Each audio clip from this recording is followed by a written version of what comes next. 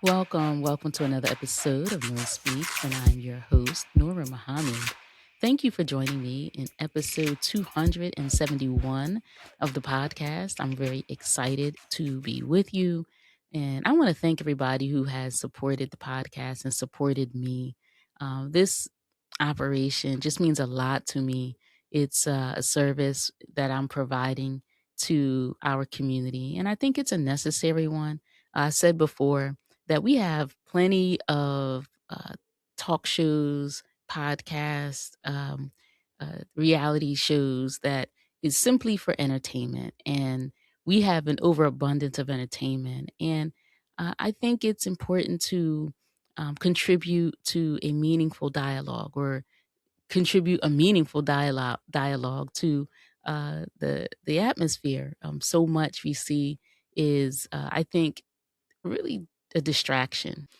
There are uh, media outlets that really could be bringing us credible information and discussion that can advance us, but uh, it's it's just unpopular. It's really unpopular to have sobering conversations. And I understand Nora Speaks is not clickbait. Nora Speaks is not sensational conversation. There's no gossip here. Just information, and it's information from your sister. So I hope it's valuable to you. It's certainly valuable to me. So thank you again. If you have not subscribed to the YouTube channel, I urge you to do so. Or if you listen on iHeart, Apple, Spotify, be subscribed so that you can get notifications when new episodes are released. And of course, I encourage you to make sure that you share it with a friend. You can leave me a comment. I really appreciate reading comments, getting your emails. You can email me at noraspeaks.com. Your feedback is always wonderful. The feedback that I get in person from you or the feedback that I read online. This episode, I want to talk about our choices and the outcomes of our choices. Really specifically, I believe that we are handicapped or empowered by our choices, and our choices are informed by information that's made available to us and information that's withheld from us. And tracing our experience of the so-called African American in this nation, descendants of slaves, we know that information was withheld from us. It was illegal for our people to know how to read, and the idea that as a slave should be educated was really antithetical to the notion of chattel slavery. So we know through our experience in this nation, information was withheld from us. But now that we live in a modern time and we have this magnificent machinery of the World Wide Web, information is really made more accessible. However, the challenge for many of us is understanding what is and what is not a credible resource. Um, when this president of these United States talks about fake news, where there is really such a thing as fake news and diversions from the truth. So we do have to be very thoughtful and careful about how and where we source our news and information. But in talking about how we are empowered or handicapped by our choices and how our choices are informed by the information or the knowledge that we can acquire that's withheld from us, one of the things that comes to mind is just our lifestyle and where we find ourselves handicapped because of lifestyle choices.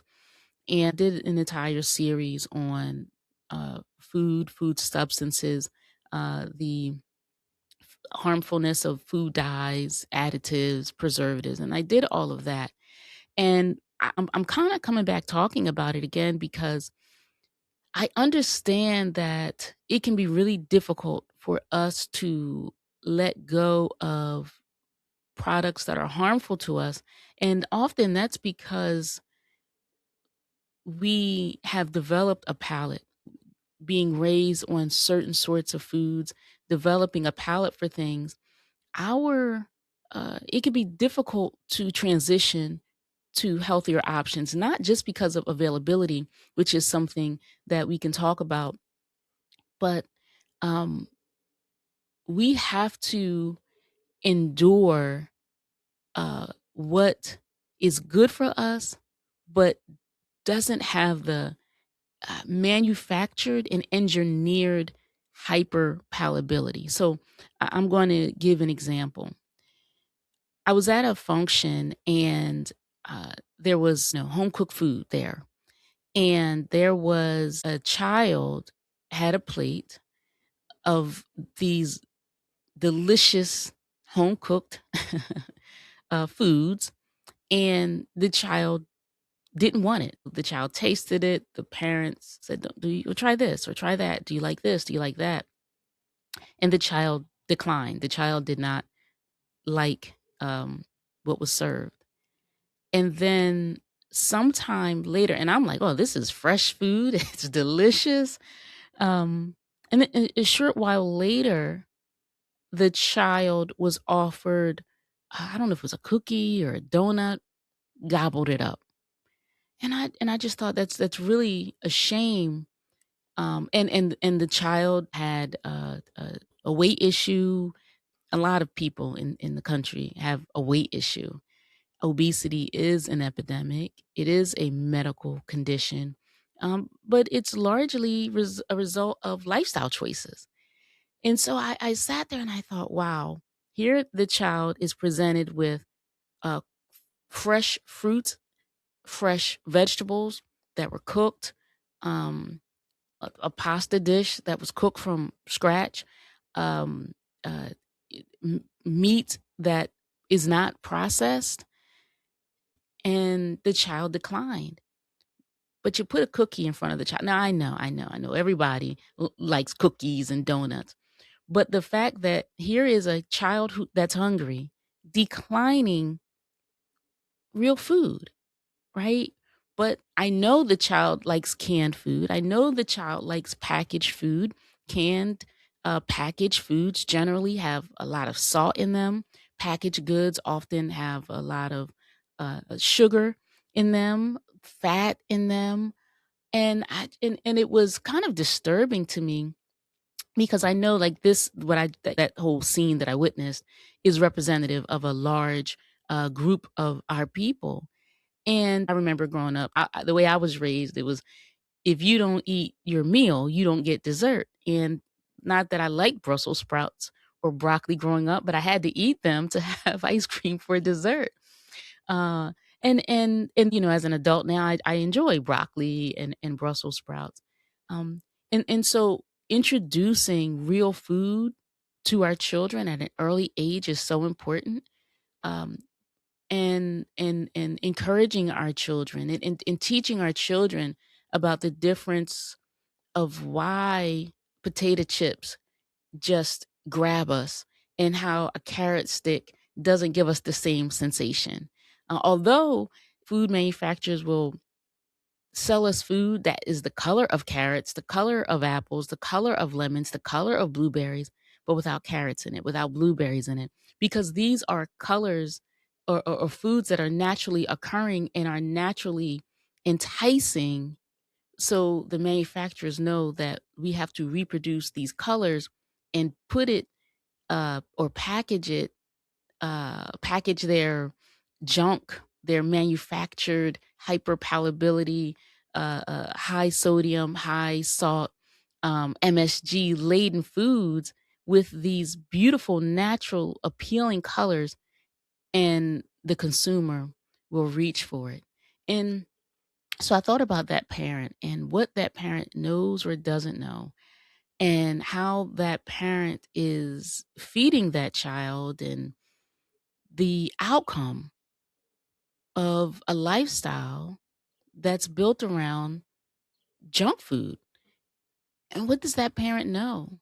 And that parent and that child are making choices not just based on habits, and habits play a strong role in our choices, but if the parent knew better, if the parent understood the mechanism and what's stimulated in the body when we are consuming these foods that are impacting us more neurologically, or first neurologically, and then also physically, and what it does in raising blood pressure, raising blood sugar, impacting our arteries. Uh, it's concerning to me because our people are largely uninformed, and as I said, we are either empowered or handicapped by our choices. And if our choices are informed by habits, yes, but our knowledge. And so sometimes when a person is transitioning out of a junk food diet and junk food lifestyle, uh, there's the retraining of the palate, of the taste buds, and a detox, if you will. I mean, it's really true. And so does the person have the capacity to endure that discomfort? And it's really odd to talk about a discomfort that a person endures as they are transitioning to real natural foods from packaged, manufactured food products. But there is an endurance that has to happen. And I think that we need to collectively, as a people, retrain our palates, encourage better choices, um, be informed and seek information, because the outcome of this is diabetes. The outcome of this is heart disease. The outcome, of this is what's called ADHD, or attention deficit disorder, because uh, these food products have a real impact on our bodies. So this is something I'm going to be talking about more on the podcast. It's important to me, and I think it's something that our people should be informed about. So I want to thank you for joining me in this episode, and you can look forward to more of this kind of conversation coming up in future episodes. Thanks again for joining. Until next time, stay in peace. We were brought here as a piece of property, and to keep that piece of property, it is to not allow the property to know the value of the property. What I mean by that, if you had known the history of yourself, you would not have been made a slave. And you won't be a slave now if you have a knowledge of yourself. It's hard to enslave a person that have equal knowledge with you. You just can't do it. And so this knowledge of yourself is the thing that will free you from what you have been suffering from. Thank you for listening to another episode of Nora Speaks. Look out for a new episode coming at you fresh next week. And if you want to learn more about me and the work that I do, you can visit my website, noraspeaks.com. Or if you have a listener question, you can email me at nora@noraspeaks.com. You can also follow Nora Speaks on X, Instagram, and Facebook at Nora Speaks. I will be sure to include links in the show notes. If Nora Speaks has value to you, please subscribe, rate, and review, and share with family and friends. And be sure to check out previous episodes. And remember, don't just join the movement, be the movement. Stay in peace.